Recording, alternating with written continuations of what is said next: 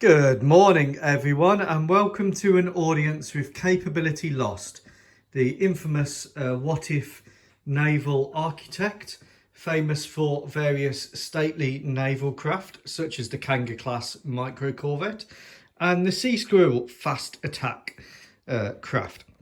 Now, Capability Lost is working on the Corvette, and there is a poll asking you for name choices. My wife's favourite is the Wisteria class, and I've got a few like the Antarctic Sea Monkey class because 4 stars out of 5. And let me know what you think on that poll.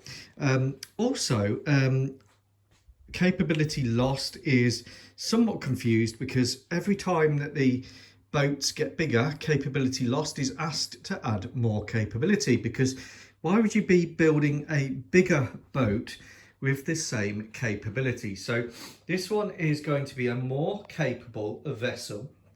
It's going to be more capable because it has a greater length of hull, and it has better seakeeping qualities than the micro corvette. So this one can go further and venture right into the deep ocean, where it will hand over to the Type 23 frigates, which are soon to be replaced with a new small frigate that Capability Lost may also design if Capability Lost is not sacked. So every time you go up in size, you want to add more capability. So let's start at the stern. Obviously, there will be a towed sonar array under here, and that's very important because that is for the anti-submarine purposes. So there'll be a hatch here, towed sonar array pops out. Now, in terms of naval helicopters, the real step up is to the medium helicopter, and there's two options here. The first is the Seahawk. This is the SH-60BM upgraded for the Madagascar Armed Forces. This one's carrying brimstone missiles there in an anti-surface role. It of course retains its full anti-submarine fit and can carry anti-submarine torpedoes, and I've got an anti-submarine one in the other video. The other helicopter which is an option is the Augusta Bell AB412, which is a smaller helicopter, again with blade fold. You can get it into the hangar. Now, the bigger the helicopter, the bigger the hangar. So there is a couple of pros to using the SH-60 models. The first is it's wheeled, which means that when you use your harpoon locking system, bang, lock into the deck, you can turn into the wind. The boat doesn't have to turn into the wind, and off you can go. The downside is the SH-60 is a much bigger helicopter, and really your hangar needs to start here. So the problem then is the hangar. Now, I'm following, Capability Lost is following their same design language. And the AB412s are also quite elderly helicopters now. They don't have all the exhaust suppression and the ECM and the countermeasures that the BMs do. So really, why would I be focusing on a helicopter which is really heading to retirement when I could be focusing on Capability Lost, could be focusing on the new helicopter? Now, the downside of using the Seahawk is, even though its tail folds, it is a longer helicopter. It's more substantial. So in terms of the next problem is your hangar. So the hangar will have the CIWS on the top. It will have the containerized load system on the top, either going this way to keep the center roll in the center, or that way. Now, these containers can carry harpoons, they can carry supplies, they can carry extra ammunition for the CIWS. They can also carry the NASAMS missile. So that's one option. The far side of the hangar, on the port side, you have your rib, your davits, which will come out and down you go. Now, this size of boat can also have a crane on top here, which can lift your this is a 1 in 50 high-up crane from eBay, and that can lift your containers in and out. I'll do it on a sliding runner so it can slide across. It can also lift ribs or big ribs. What do they call them at the restaurant? Big ribs? I don't know. I don't like ribs. But the hanger has to be longer. So then you're into your plant section. Now this will be the sort of mast, again, capability lost with the design language, keeping the secondary mast here, and probably the funnels off to this side or in the center, because your machinery space is under here. So this is where the propeller shafts will go, propellers, and then this is your machinery, so your generators and your diesel engines, big chunky diesel engines in there, or maybe a gas turbine and diesel power plant. The trouble with that is you need more air, more cooling, so it swings and roundabouts. You also burn more fuel, giving you less range. So probably the hanger will have to extend to here. Now that can be done if you mount the funnels and your air cooling system on the side, so that is then an option. However, the downside of that is your funnels and air cooling system is your hottest part of the boat, generating you a higher infrared signature. So you can put them in the center, which allows you to cool this area to lower your infrared signature. So it's a trade-off.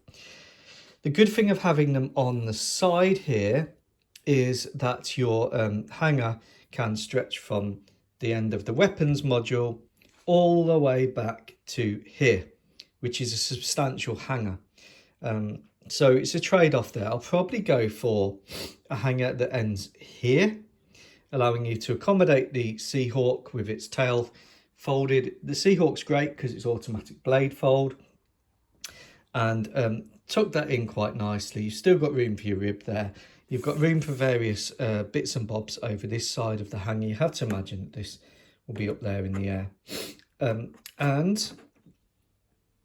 Then you're into your plant and machinery section, which is made more easier on this size of ship because you've got bigger size of boat. Sorry, made more easier because you've got more room. It's beam is greater. Beam is the width.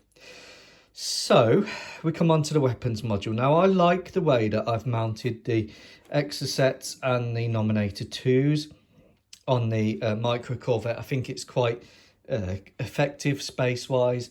And you have to bear in mind that under the Exocet pads will be the Mark 54 lightweight torpedo launchers.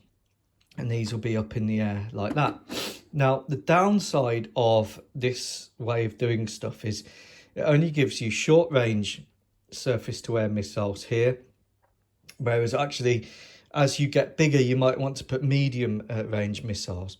Not to worry, Capability Lost has the solution, the NASAMS container. So if you are operating in a threat-rich environment where there is a threat of aircraft missiles, then you would carry the NASAMS containers and just bolt them on. Generally for operations around Africa and the type of threat that the Corvette will be going up against, the Nominator 2 is perfectly fine. And you have to bear in mind that if you are going into deep water threats, well, that's where your Type 23 comes in. And really, you're not asking the Corvette to tangle with other navies with that capability. So you can never say never, but the NASAMS containerized solution seems quite good. This increased beam allows you to carry more Nominator 2s. And a Nominator 2 can be targeted at aircraft and drones, so it's a very good capability to have. It also means you can then go for a stealthy, streamlined bridge structure, and you've got the Bofors 57 at the front. Now, if you have the Nominators at the front here, you have to push the Bofors out, and that pushes it into the sea. So you get sea spray coming off the bow. By putting it back, tucking it in with a raised forecastle, or whatever it is, you can then have the front raised up stealthily like it is on the Micro Corvette, protecting you against the sea spray. Because when these boats go out, they're not like aircraft carriers. They will be going, they will be riding the waves a bit, because ultimately they are not of the weight and displacement that you'll be effectively ploughing through them like aircraft carriers do. So that is a good advantage there to keep this forecastle nice and clean. Nice clean lines, stealthy design, going back to a slanted side for stealth and taking it nicely back as one piece. Now under here, because of the increased beam, you have got more accommodation. So from the reinforced bulkhead there for the anchors and stuff, you always have a reinforced bulkhead at the front, so basically if you ram into anything, it doesn't really matter.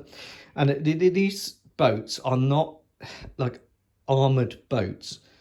So I'll explain that they will have fragmentation armour, like Kevlar armour around vital bits, but they're not like the old armoured boats of World War II. They are, like most modern ships, heavily compartmentalised. So you're looking at a forward crew berthing area there with the magazine in the centre. You're looking at further crew spaces here, your galley, your command centre, your computer rooms. Under the weapons station, you're looking at an area here for magazines and computers and cooling and day-to-day living facilities. And then you're compartmentalised again. You've got your engine rooms, you can't compartmentalised again. You've got your machinery spaces, you compartmentalised again. You've got aft area here for crew or for workshops. And then you compartmentalise again and you've got your towed sonar array. So everything on these boats is compartmentalised, and that's how they deal with threats. The design is basically accepts that if you're going to get slammed by an Exocet or a harpoon, you will lose the ship. But by being heavily compartmentalised, even if the ship is broken in half, the front of the ship and the stern should give you enough compartmentalisation to allow the crews to escape to the life rafts, or even maybe the stern will stay afloat for a bit longer and the front will. But an Exocet or a harpoon hit on one of these vessels will be terminal.